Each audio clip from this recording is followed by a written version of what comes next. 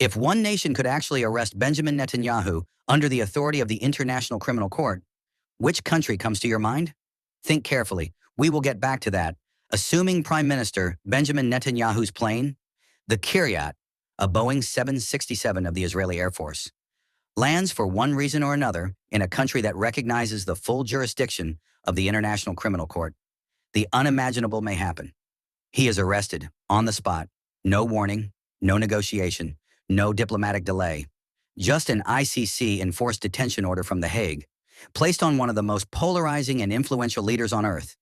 And from that moment, the world will begin to shift. Israel will be thrust into an emergency it has never faced.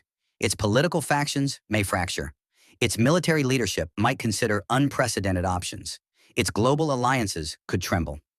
Because this incident will not remain a simple legal action, it will ignite political storms across continents inside Israel. Key decision makers will ask the same question, racing through every intelligence channel. What does Israel do next? A military extraction may be considered. Diplomatic retaliation will be drafted. Sanctions, suspended ties, and withdrawn ambassadors could follow within hours. Far-right factions might demand a fierce national response.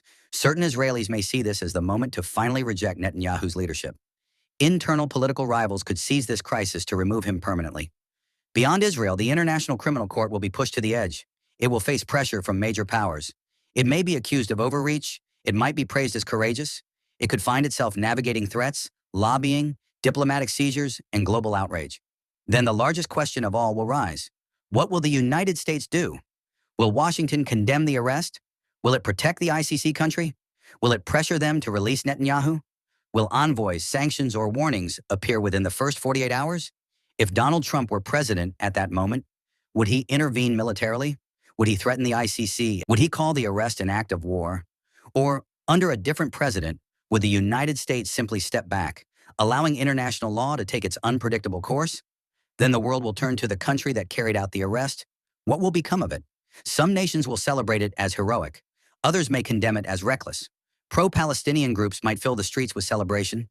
Pro-Israel organizations will demand global pressure. Arab states like Iran may praise the courage of the act. Western alliances might fracture under disagreement. NATO members could split an opinion. This moment will not be a legal footnote.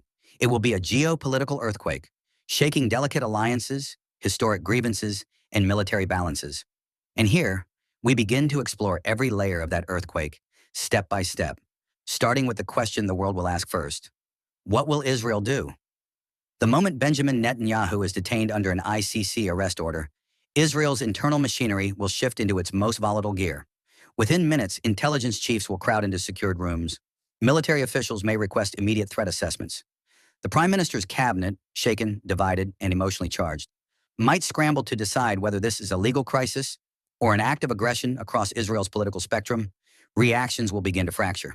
Firstly, let's talk about the government's emergency corps. The acting leadership. Whoever assumes control in Netanyahu's absence, President Herzog or Deputy Prime Minister Yariv Levin, will declare a national emergency.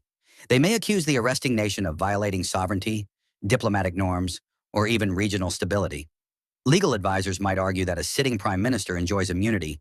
National Security Council officials could warn that hesitation will only embolden enemies, and the question of force will immediately enter the room, not as a decision, but as a possibility.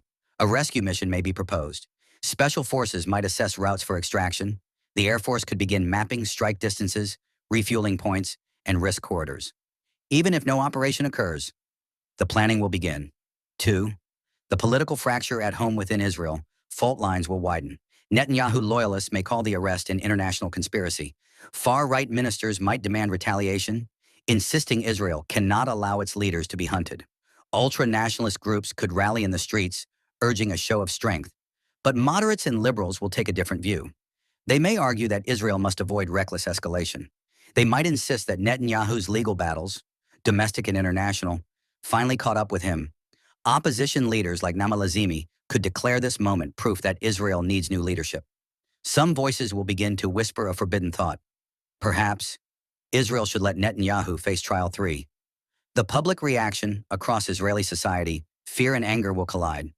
Some communities may see the arrest as an existential threat, believing international institutions might target Israel next. Others will see it as overdue accountability. Families of hostages and war victims might express mixed, painful emotions. The streets could fill with protests, some demanding release, others urging restraint. The nation will be pulled between loyalty to a leader and loyalty to the rule of law. 4. Israel's diplomatic phone lines. Ignite within the first hour. Every Israeli embassy will receive urgent cables. Ambassadors may be instructed to demand explanations. Allies might be asked whether they support or oppose the arrest. The foreign ministry could suspend cooperation with the arresting nation. Back-channel communications will open faster than official ones. Messages may flow to Washington, London, Paris, and Berlin. Some Western governments might adopt a cautious, observe-and-wait stance.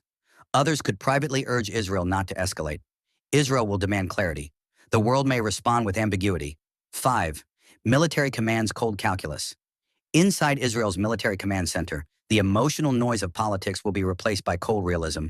A rescue mission might be deemed too risky. Retaliatory strikes could ignite a regional fire. Cyber operations may be considered as a silent alternative. Intelligence teams will begin monitoring the arresting nation's airports, military bases, and political vulnerabilities. But above all, military leaders will warn the government that any action, even a symbolic one, may reshape Israel's alliances overnight. 6. The unspoken question. As Israel's institutions scramble, one haunting question will linger behind every discussion. Is Israel responding to protect its prime minister or to protect its national dignity? Because releasing Netanyahu may be achievable through diplomacy, but losing face on the world stage, especially over an ICC warrant, might have consequences Israeli leaders cannot accept. 7. The clock begins to tick every minute. Netanyahu remains detained will tighten global tension. Every hour may draw Israel closer to a decision it has never faced. Every statement from world leaders might tip the balance. And as the crisis deepens, Israel will reach a crossroads between confrontation and negotiation. Either path could redefine its standing in the world. The International Criminal Court in The Hague will become the epicenter of the world's most unprecedented legal earthquake the moment Benjamin Netanyahu is taken into custody. Its glass walls, usually quiet and procedural, may suddenly feel like the front line of a geopolitical battlefield. Phones will ring. Diplomatic cables might pour in from every powerful capital's security around the ICC will tighten. Not ceremonially, but urgently, because no one can predict what supporters, opponents, or lone actors may attempt in the days that follow. Inside its chambers, the judges of the pretrial division will understand instantly. This is not just another case. This is the arrest of one of the most polarizing leaders on earth publicly. The ICC prosecutor will reaffirm the court's independence. They may cite Article 86 of the Rome Statute. Every state that ratified the treaty must cooperate with arrests. They might reference the warrants previously issued for Sudan's Omar al-Bashir, 2009, Russia's Vladimir Putin, 2023, and various warlords from Uganda, Congo, and Libya. Behind closed doors, however, the atmosphere will be different. Judges may worry about Israel's retaliation. They might anticipate U.S. pressure. They could fear that this moment will define whether the ICC lives or dies as a serious institution. Because for the first time, the ICC will be holding not just a head of state, but one backed by one of the world's strongest militaries and one of the most influential global networks. Once Netanyahu is handed over, the court's process will activate automatically. A confirmation of charges hearing may be scheduled within weeks. Prosecutors might prepare to present evidence. Satellite images, communications, eyewitness accounts, UN reports, forensic assessments from conflict zones. Defense attorneys will argue political bias, selective justice, and unreliable sourcing. The legal battle may be fierce. The world will watch every word. 3. Global powers surround the court. The ICC might receive intense calls from the United States demanding explanation or expressing outrage. European Union leaders urging calm and legal due process. Arab League nations praising the move as long overdue. African and South American blocs using the moment to raise long-standing grievances about Western double standards. Some states may threaten to withdraw from the ICC entirely. Others will offer financial support to bolster its legitimacy. A few might secretly explore deals to secure Netanyahu's release. This is the ICC caught in a global tug of war, a court that was designed to be above politics, dragged deep into the center of it. Security around The Hague will heighten dramatically. Israeli cyber capabilities may attempt surveillance. Hacktivist groups might launch digital attacks in retaliation or support. The possibility of extremist violence cannot be dismissed. Judges will require personal protection. Court staff may be relocated. Emergency protocols might be activated for the first time since the court was founded. The ICC will feel the weight of history pressing against its windows. Critics of the ICC will seize the moment. They may argue the court has overreached. They might claim it is destabilizing global diplomacy. They could cite past failures. Al-Bashir traveling freely despite warrants. The U.S. refusal to recognize ICC authority and the court's difficulties enforcing arrests. Supporters of the ICC, meanwhile, will interpret the arrest as proof of evolution. They may say international law finally applies to powerful nations too. They might argue this is necessary to prevent future wars. Human rights organizations will applaud the historical courage of the arresting nation, but the question that haunts every expert will remain the same. Can the ICC withstand the pressure of detaining a leader who commands both a strong military and strong global alliances? Legal scholars might flood the court with amicus filings. Former ICC prosecutors may warn that the case could set a precedent for the next century. Archivists will comb through thousands of documents. Investigators may be dispatched to gather additional evidence. Inside every office, a quiet fear will grow. If the ICC fails, even slightly, this moment might destroy the concept of global justice. To survive, the ICC will rely on one strategy: extreme transparency, open hearings, public evidence, clear legal reasoning. Every decision may be published, every objection might be addressed, every threat will be documented, because the court knows its legitimacy is on trial alongside Netanyahu. As legal motions pile up, as the world debates, as media storms rage, the ICC judges will quietly prepare for the next phase, a phase where global law collides with global power. And in those tense moments, one question will rise above all others. Will Israel accept this process, or will it act? Because the world will only grow more unstable as the next major player steps into the crisis, and that player is not the U.S. Not yet. The next fault line will erupt across the globe, in the streets, online, inside parliament chambers, and across continents. The news of Netanyahu's arrest will tear across the world like a shockwave. Not quietly, not academically, but with the force of a headline that might redraw entire borders. A headline that will light up every device, every newsroom, every whisper space where global power is measured. Screens will glow late into the night in capitals across the West. Anchor desks may quiver under the weight of breaking banners. Crowds might gather beneath skyscrapers where news tickers crawl like electric scars.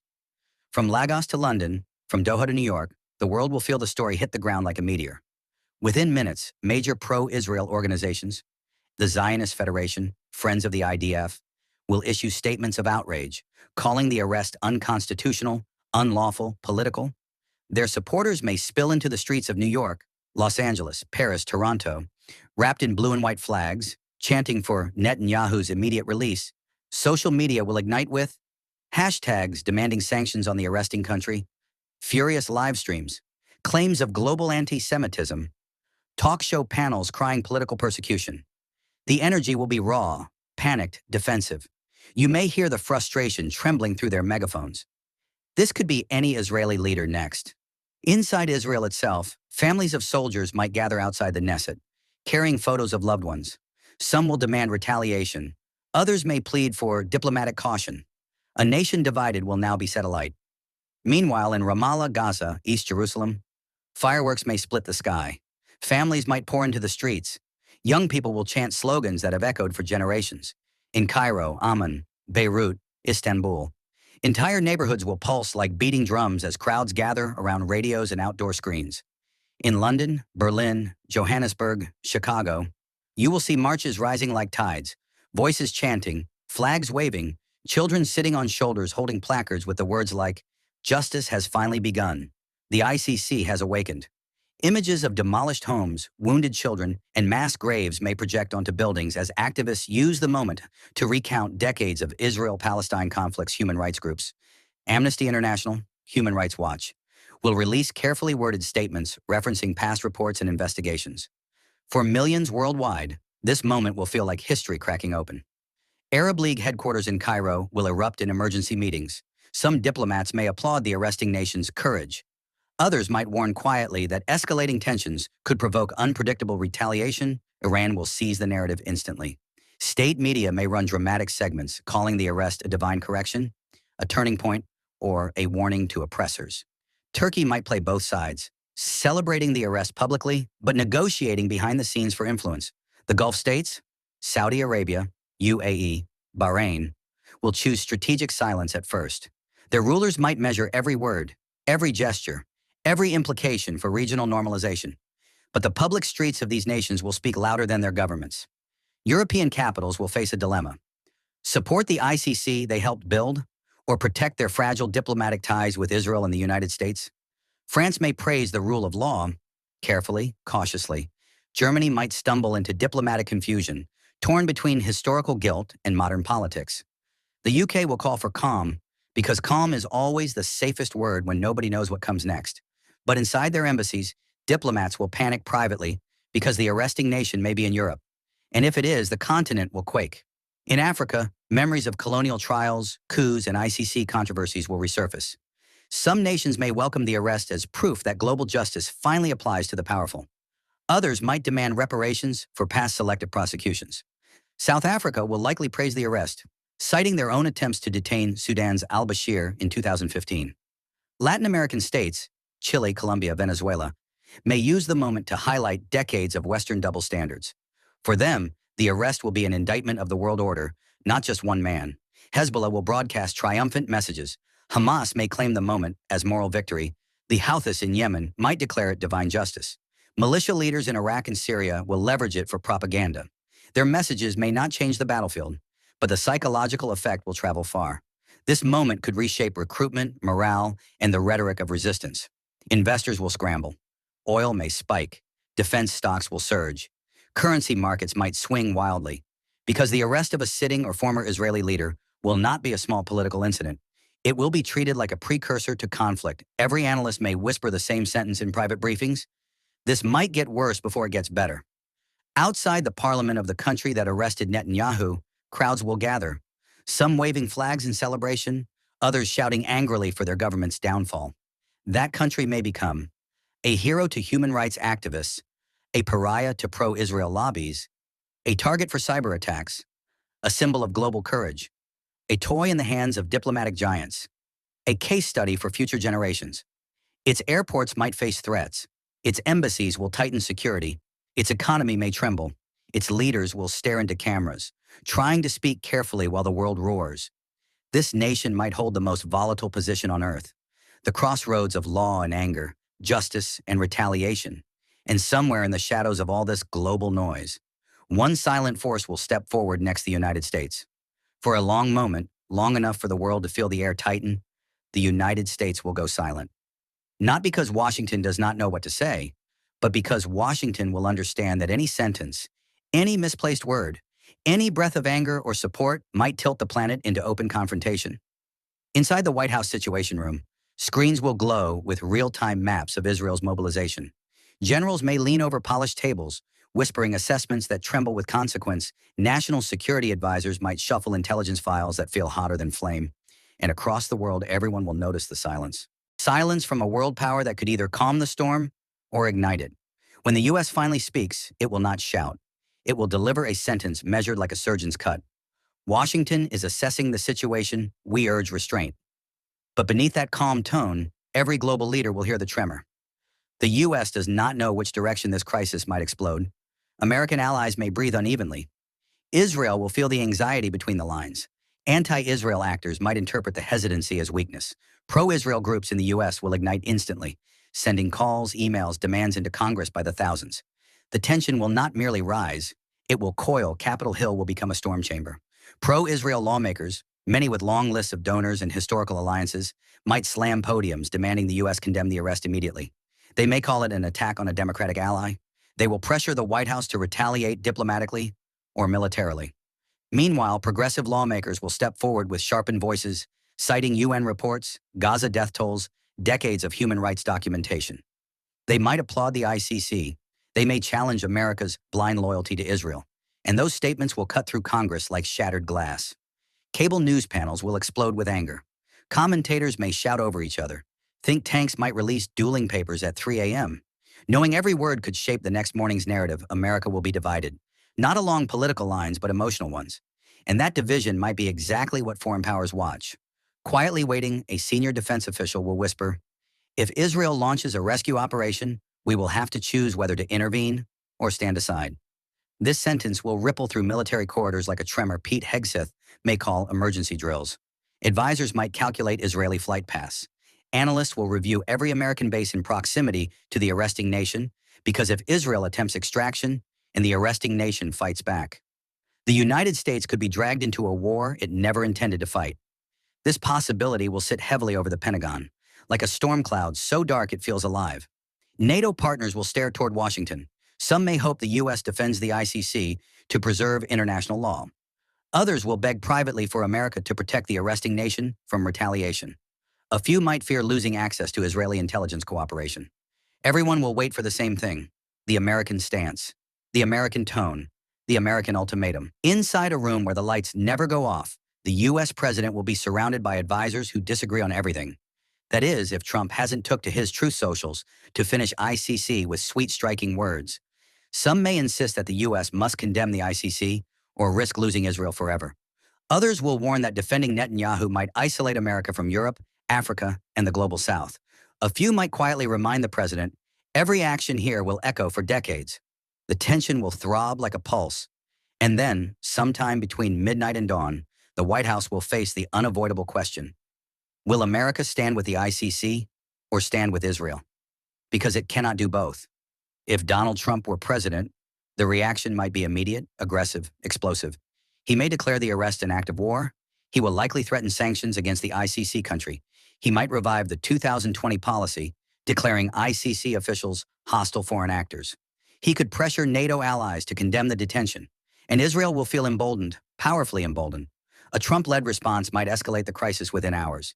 If any other U.S. president were in office, the reaction maybe be slower, maybe more diplomatic, but not necessarily safer. That president may support the ICC publicly, but negotiate privately for Netanyahu's humane treatment. They might offer Israel intelligence, leverage, or bargaining tools. They will attempt to prevent military escalation at all costs. But Israel might not wait, and if Israel does not wait, no president, Trump or otherwise, will be able to stop what follows. Across continents, people will crowd around phones, radios, televisions. Markets may tremble. Protests will swell. Diplomatic channels might burn through the night, because the next step the United States chooses will determine whether the ICC survives, whether Israel retaliates, whether the arresting country becomes a global champion or a global target, whether the Middle East holds or fractures. At this moment, the United States will be the hinge on which the world turns, and the hinge may be rusting under pressure. The moment the arresting country takes Netanyahu into custody, it will feel the weight of the world pressing down like a storm sky, not metaphorically, but literally, as embassies tighten security, streets swirl with crowds, and satellites capture the pulse of a world holding its breath. Flags will wave in celebration in some capitals, while in others, diplomatic cables might burn with fury. For that country, every decision in the next 72 hours will define its future for decades. Across the nation that made the arrest, the streets will become a theater of emotion. Supporters might light fireworks, chant slogans, and parade in front of government buildings. They may frame themselves as defenders of justice, the bold few who dared confront one of the most powerful men on earth. But opposition groups will rage in equal measure. They might accuse their government of recklessness, of inviting war, of provoking Israel and the United States. Pro-Israel sympathizers may organize demonstrations outside embassies, burning effigies, sending urgent messages, demanding sanctions, reprisals, or even military retaliation. The streets will split, the air thick with tension, and every pedestrian, car, or protester might feel like a pawn in a global chessboard. Allies of Israel will respond sharply. Some may recall ambassadors for consultations. Others might demand the immediate release of Netanyahu. Key military alliances will begin emergency discussions, NATO quietly debating whether Article 5 is threatened if conflict erupts. At the same time, nations critical of Israel may shower praise. They might use the arrest as a symbolic victory, evidence that accountability can reach even the most untouchable. Some countries will call for further ICC enforcement, pushing the arresting nation into a spotlight it may not have sought, but which history will insist it occupy. Within hours, the arresting country may face cyber attacks from pro-Israel groups, state-backed hackers, and private mercenaries. Government servers might be infiltrated. Financial markets will fluctuate as global investors digest the instability and the possibility of regional escalation. Trade deals could be suspended. Foreign direct investment may slow. Tourism might vanish almost overnight. Every business, every embassy, every airport will operate under a shadow of uncertainty. Globally, media will explode. Pro-Palestinian outlets might frame the country as heroic, a symbol of courage against oppression. Pro-Israel channels will frame it as reckless, dangerous, or even complicit in a plot against democracy. The arresting nation may become the focal point for memes, news cycles, and viral debates. Every broadcast, every Twitter thread, every YouTube video will reinforce the divide. Hero or villain, justice or provocation. Inside government buildings, leaders will debate the impossible. How far can we go without triggering retaliation? Will sanctions cripple our economy? Might we become a target for covert operations? Could this arrest spark a regional war? Every option will carry consequences that ripple outward. Every action might provoke a cascade the nation cannot stop. Every silence could be interpreted as weakness or wisdom. Historians may write that the arresting country became a symbol of global law. Others will call it reckless hubris, a small nation punching above its weight, igniting storms it could not contain. Within pro-justice networks, the nation might be celebrated as a trailblazer. Within pro-Israel or nationalist networks, it will be vilified, boycotted, and targeted. The country may host international human rights conferences in the coming years, trying to cement its heroic image. Or it might see itself isolated, with embassies empty, trade slowed, and allies wary. For the world, the arrest will mark the moment when law, power, and emotion collided in a single act.